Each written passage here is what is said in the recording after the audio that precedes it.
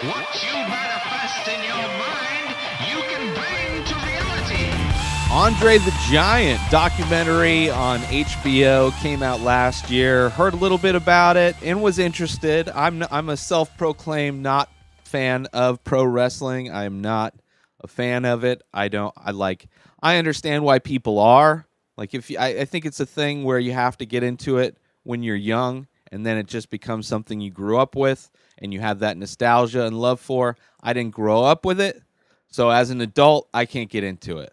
I got into MMA as an adult watching that. I mean, it didn't come out till I was an adult, really, so kind of a different situation. But still, I like the real shit. I don't necessarily like the theater. However, if I were going to get into it, the era of Andre the Giant, especially with Hulk Hogan, like that era when I was a kid, I would have been a kid, I could see getting into it for sure.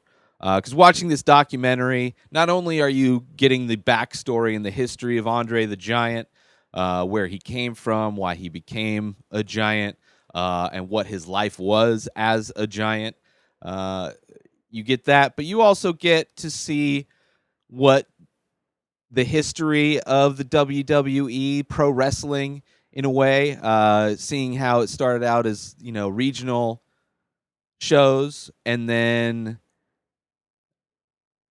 what's his face wanted to consolidate all of them and do one giant organization.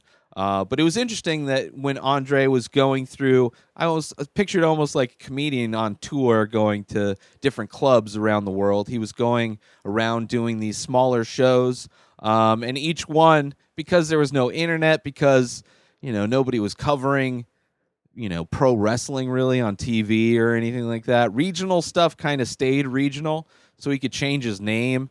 And it took him a while before he got the Andre the Giant nickname. But it's just super interesting, and it's like I love Andre the Giant because of Princess Bride. Like that's a movie that I fell in love with as a kid, and it's just I don't care if some of the stuff doesn't necessarily hold up. I think the style of filmmaking, especially for the time, it suits the style. Even the parts where it goes back to Fred Savage being read the story of what's going on, like I love it all. I love Princess Bride and Andre the Giant. One of the best parts. Anybody want a peanut? Although that's horrible impersonation of Andre the Giant. But I love him in that movie. So it's interesting to see in this documentary how it was towards the end of Andre's career. He was starting to have a lot of back problems, a lot of physical ailments. He wasn't necessarily, he was putting himself through the grinder doing all of these shows, these pro wrestling shows. But also, he's a giant man. He drinks a shit, there's parts in this documentary where they go over how much he drank, and it's just because he was a literal giant. So it's amazing. They talked about his farts. One of the whose documentary? What's another human in their documentary where they're covering the life and times of this person, where a chunk of the documentary is going to be devoted to your farts? That's got to be one of the most famous farters. It's down in history within this documentary. Like they're not doing a documentary about me discussing my farts. There's no public knowledge of my farts aren't known. They're not well known. Maybe Tate Fletcher. I can see if they did a documentary on Tate Fletcher, because his farts have been discussed on numerous podcasts, so I could see that. That would be the only other person, which is interesting. Tate Fletcher, a very large man, fought MMA, very much like the realistic equivalent of an Andre, although there is a literal Bigfoot. Silva would be the MMA version of Andre the Giant. So I can imagine if there are stories of Bigfoot Silva farting, then I can see his documentary. Bigfoot Silva, Tate Fletcher, since I know there's stories about his farts, and then Andre the Giant.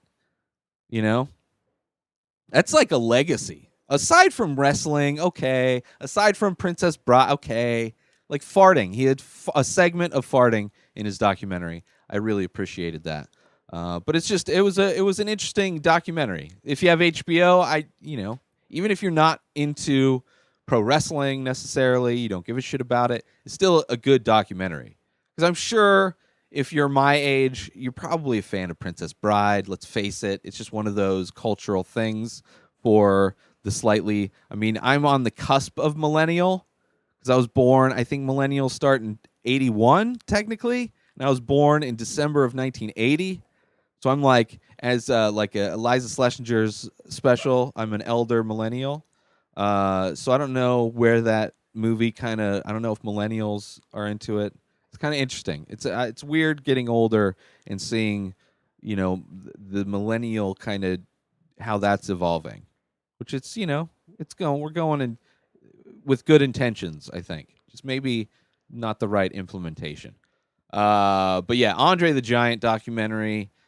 It's a no-brainer. Just it's interesting. You'll learn some stuff. Maybe not. I mean, if you're already an Andre the Giant fan, I don't know how much more you're going to get out of this documentary, but I enjoyed it. And maybe you will too. New episodes of The Ray Taylor Show come out daily. Subscribe on IGTV and everywhere else podcasts are found. Binge the full week in advance over at patreon.com/Inspired Disorder and get many other benefits when you become a member over there. InspiredDisorder.com for all of my original artwork. Over 700 original paintings and growing. New painting gets released daily. Go buy them over at InspiredDisorder.com.